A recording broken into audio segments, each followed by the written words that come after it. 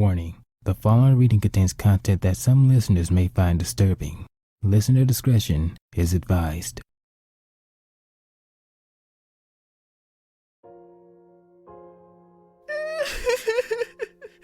Rarity stood in shock as the crimson liquid soaked in the carpet, effectively staining it along with her coat and any fabric nearby. The scene before her made her stomach turn. She wanted to close her eyes, walk away, and forget this nightmare. She wanted to wake up, but no matter how many times she closed her eyes and opened them, it was still the same. Blood covered everything. The little filly lay lifeless on the ground. The scissors were still gripped tightly in Rarity's magic, blood dripping from the blades. The silence, however, did not last.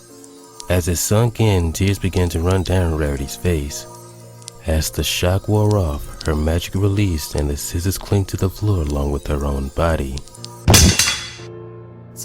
Sweetie? Rarity stuttered, her mind trying to find the words. Come on, dear, get up. If you do, you can go on a trip. She whimpered as what happened seemed to replay over and over, her mind flashing back to just moments ago.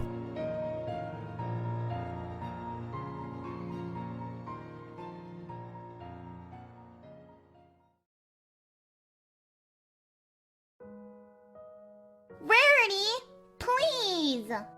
Sweetie whined. I want to go so bad. All the other Crusaders are going.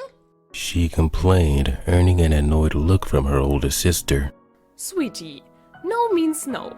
You need an older point to go on a big trip like that with you, and I simply have too many orders to fill. Rarity stated grumpily as she slowly cut the fabric she was using to work on an evening gown for a client. I'm a grown pony. And besides, Applejack and Rainbow Dash will be there. She stated. I said no, sweet!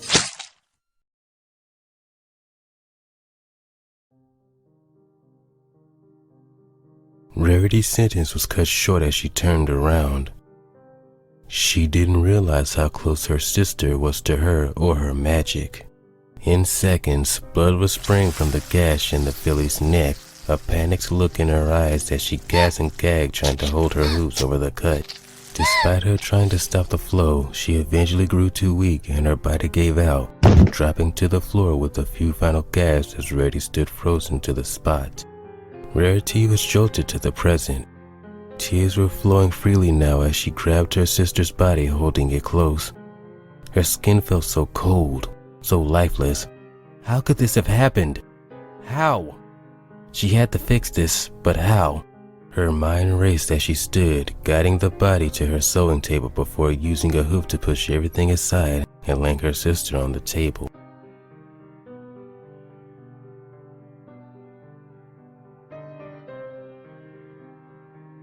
Working fast, she grabbed out needles and a thread, sewing the gash up before grabbing a book from the shelf that Twilight had left over a few weeks ago.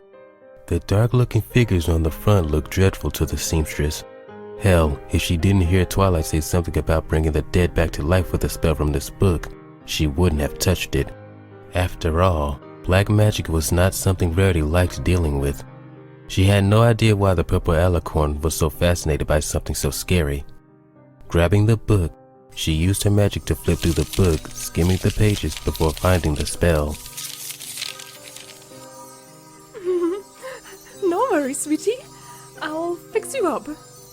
Grabbing the items from the book, Rarity began to work on fixing her sister.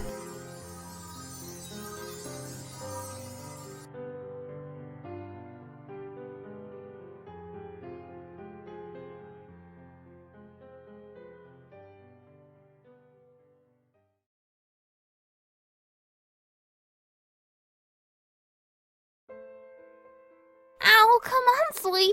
You haven't come out of the boutique in like forever. Apple Bloom whined, grabbing Sweetie Belle's right hoof. Oh, yeah, come on, Sweetie Belle. Scootaloo grunted, pulling Sweetie Belle's left hoof.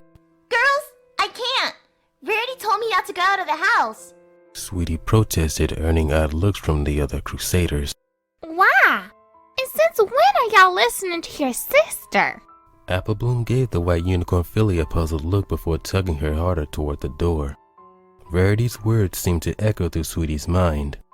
Stay in the house. It's the only place the living spell will work. If you go outside, you'll fall apart. Rarity had said to Sweetie after explaining what had happened. Since then, the filly had listened, but kept the secret from her friends who were only allowed to come see her. Sweetie Belle's eyes widened as she felt the air hit her. She was forcefully pulled through the door. Both crusaders turned in confusion when their friend's hoof had gone cold and she had fallen to the ground silent. Something smelled horrible. As they turned, both girls screamed. Sweetie was now a corpse, stitched up like a doll with button eyes and rotten flesh.